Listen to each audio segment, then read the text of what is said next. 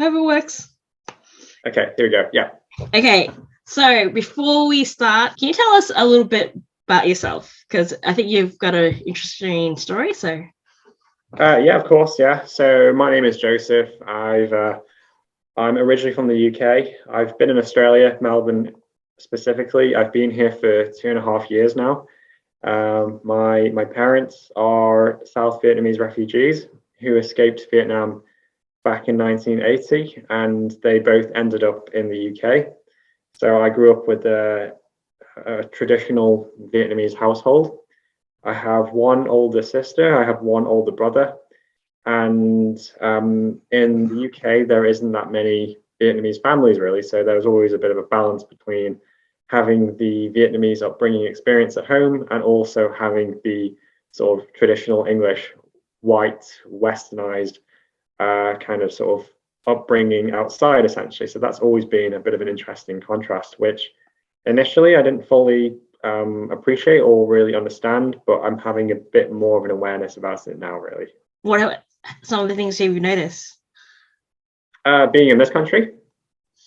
I actually like the comparison from Australia and in the UK, really. I think more so for me in particular was just the sheer volume of Vietnamese people, which is one of the first things I noticed whilst being in this country. I do remember casting my memory back towards the first year that I was here.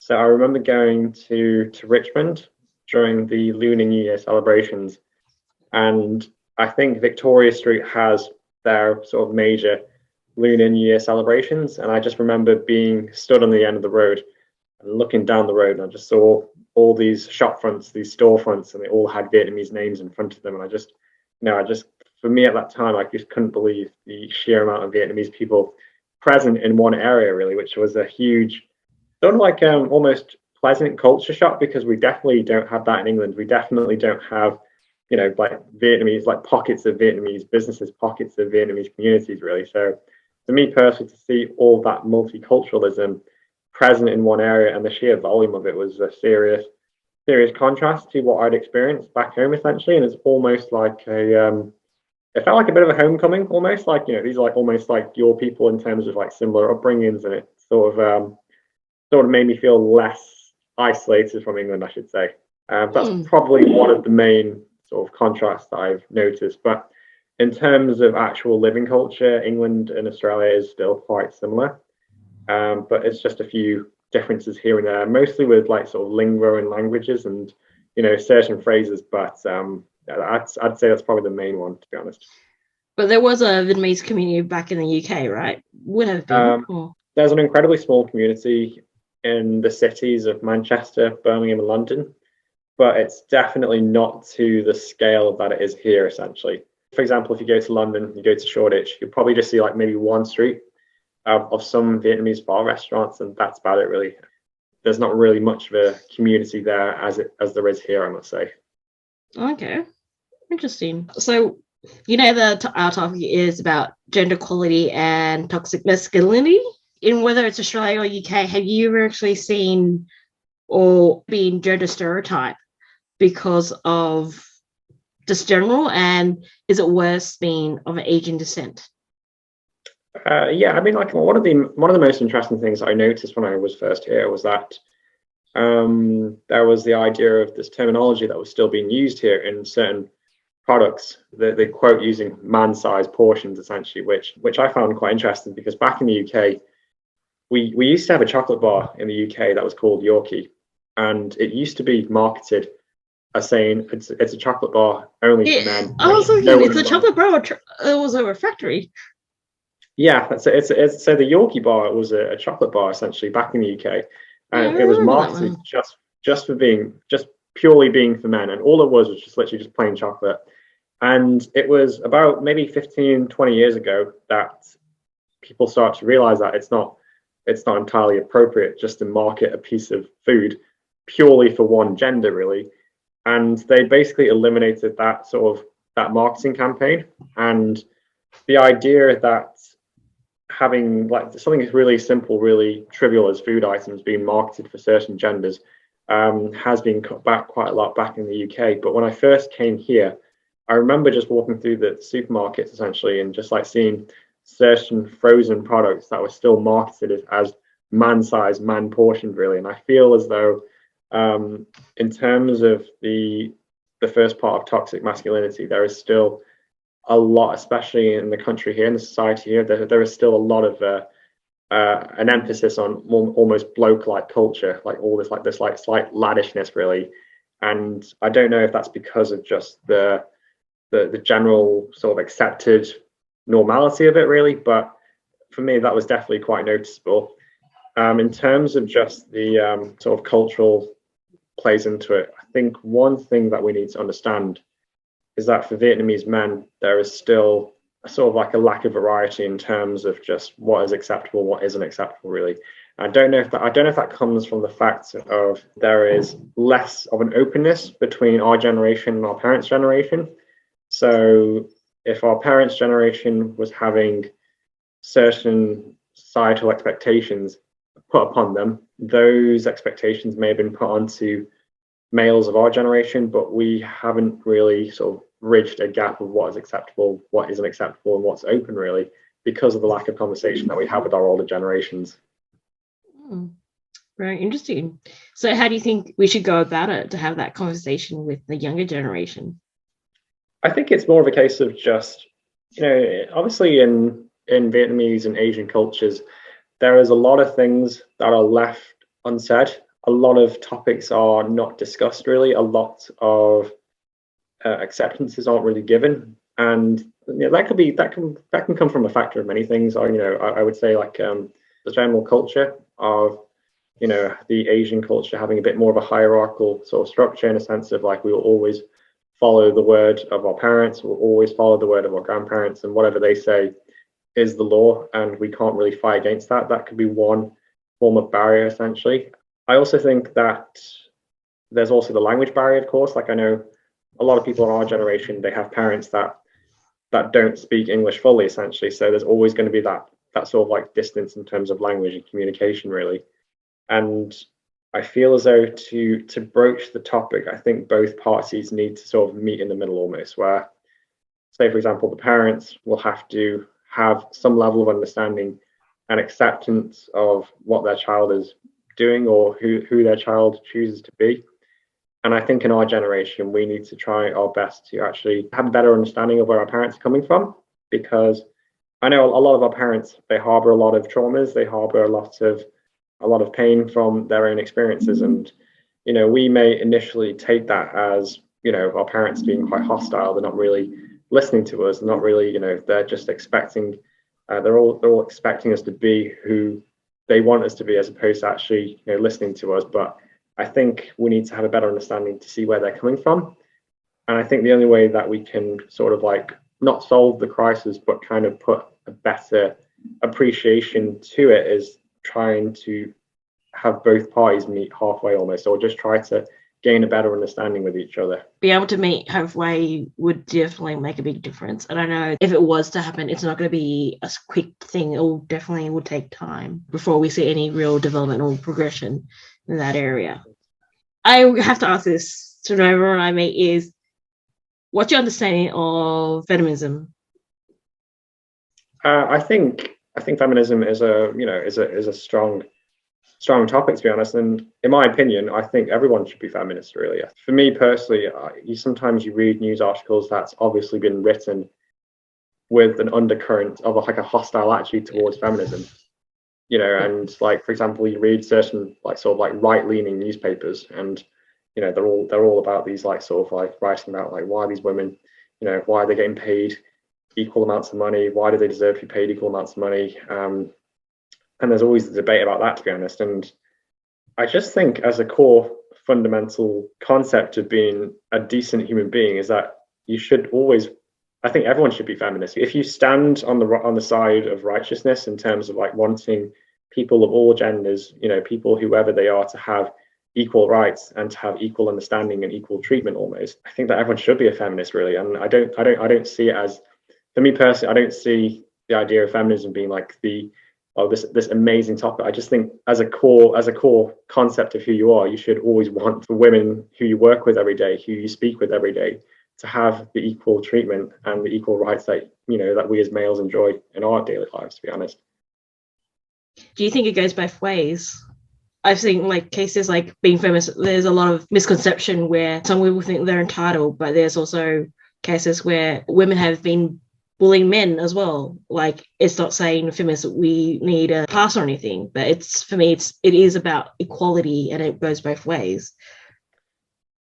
Yes, I mean, like, there is I think in the mainstream media, when the phrase feminism is brought up, I think people automatically have in their mind the picture of the really angry feminist, almost, in a sense that I think people automatically they'll picture women who are just like being incredibly hostile, not completely understanding, and not really being in a situation of wanting to listen, really. I think people automatically assume that that's what a feminist is, really. But in some ways, I can understand why certain folks would act in such a hostile way, because let's face it, generally speaking, women are treated much more worse than men in today's society. So there is that level of anger, and in some ways it is justified.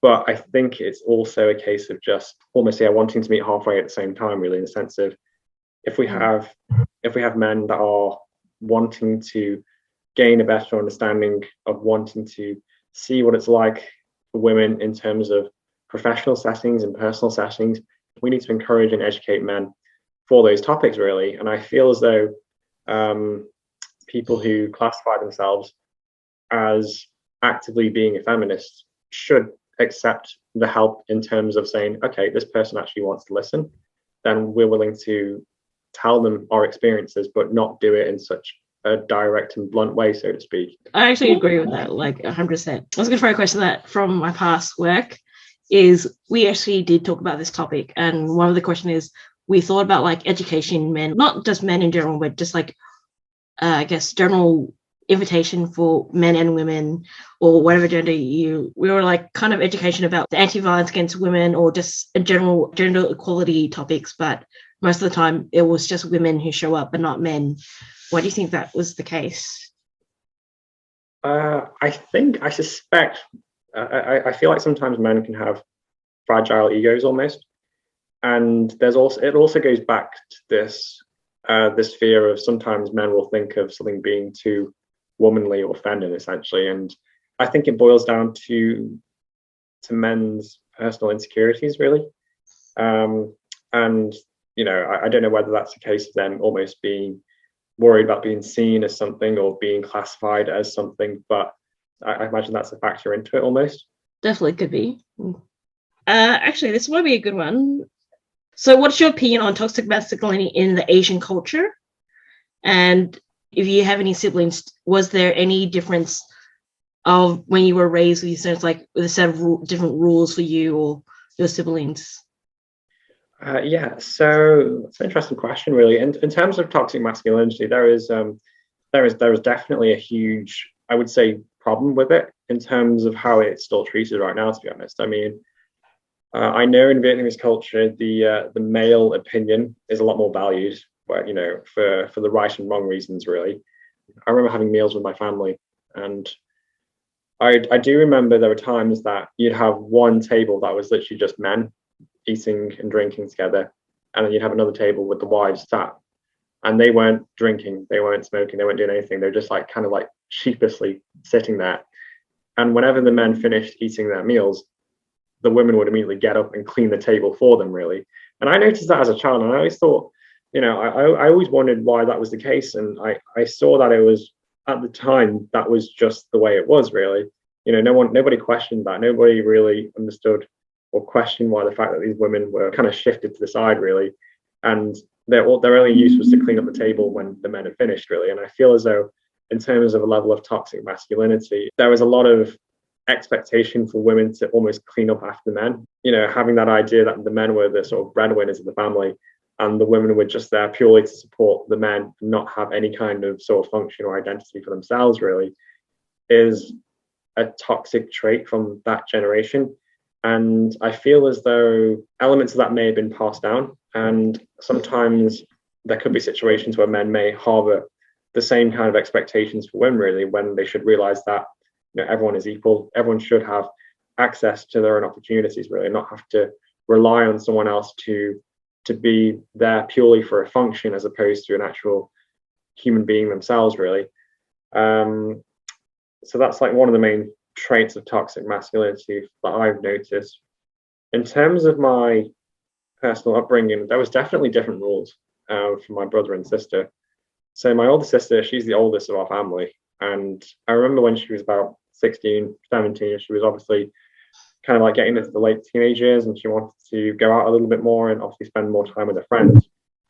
And I remember my father being incredibly strict on her, saying like, no, you're not allowed to go out, essentially. He used to make like a huge deal about her going out, to be honest. And I remember when my sister went out once with a few of her friends, my father just completely snapped and lost it, and he started saying the most horrible things about it. You know, he just immediately assumed she was just going out for just completely nefarious reasons.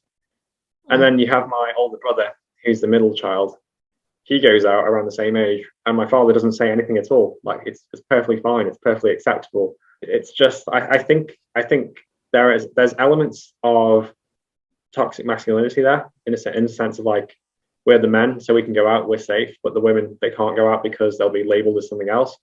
There's also a level of fathers being overprotective of their daughters, but the level of overprotection kind of crossed the line towards just, you know, complete dictatorship almost, not actually understanding that teenage women have as much rights to go out as the boys do. So that was like the main thing that I noticed between my siblings growing up, really. My father was a lot more stricter on my sister than he was on my older brother, really. Yeah, I think many of us could actually relate to that, like, without a doubt. That actually kind of brings me to my next question is, like, we do see this quite often in different places, and we also know it is not really quite verbally spoken out, or if you see a situation as, in that case, did you actually speak up for your sister, or did anyone else in... Yeah. So I never spoke up, really. So my sister was 8 years older than me, so I was still a young child, really. Fair enough. But I definitely wish I would have done, to be honest. I wish I would have been a bit more brave as a child. It's very easy to kind of like fall into the bystander effect, where you're just kind of watching what's happening. And if I can go back with the slight level of understanding that I have now, I definitely wish I would have said something, to be honest. And I definitely would have spoken to my father and sort of almost challenged him in a sense of saying, like, how come you're treating my sister? How come you're treating me way more harsh than you are treating my older brother, essentially? And I'd be quite curious to hear what his response would be. You know, I think a lot of people act on like unconscious fears, unconscious insecurities, really. You know, and I feel as though that's where the trait could lie almost in terms of toxic masculinity. We act in such a way because we're used to it. We act in such a way where we can finish our meal and the women will clean up our table afterwards, but we're not actually going to question why we're acting like this, to be honest. And I feel as though a lot of that unconscious bias, that unconscious insecurity could have been answered had we just challenged each other a little bit in a bit more of a respectful way. So do you think and I'm saying just for your case, just in overall general, is because people have that fear of speaking up, do you think that played into this day and age, that's why it still exists? I definitely think it's an element of it. You know, it definitely takes courage to step up, really, because I think in life it's much easier to observe and witness than it is to actually step out and speak and act, really. I was just sort of trying to figure out like why no one has spoken out. We've either seen it or we've heard of it. It's just, my question is like generally is why has no one spoken up for it, really? Yeah, I don't know if it's a case of like we can be the type to want to see instant results almost, and I think it's worth noting that things like this take time. You know, they normally say it takes 1 or 2 generations to implement some form of change in society, really. It's almost like the what's the point kind of question asking, because like we're not going to see any results, really. And I think that can be a barrier. I think it's also the fear as well, the fear of rejection for speaking out. It's the fear of if we make a challenge that we're going to be challenged back, we're not going to be able to back ourselves. But I think it's sometimes we just need to find our courage almost, really. And I feel as though more can be done, more can be said, really, about this topic. Yeah, I agree with you with that. Well, thank you for answering all these questions. It was so lovely to have you. We'll leave for that. Thank you so much for all these wise words of wisdom. It's been great. I appreciate it, Trent. Thank you.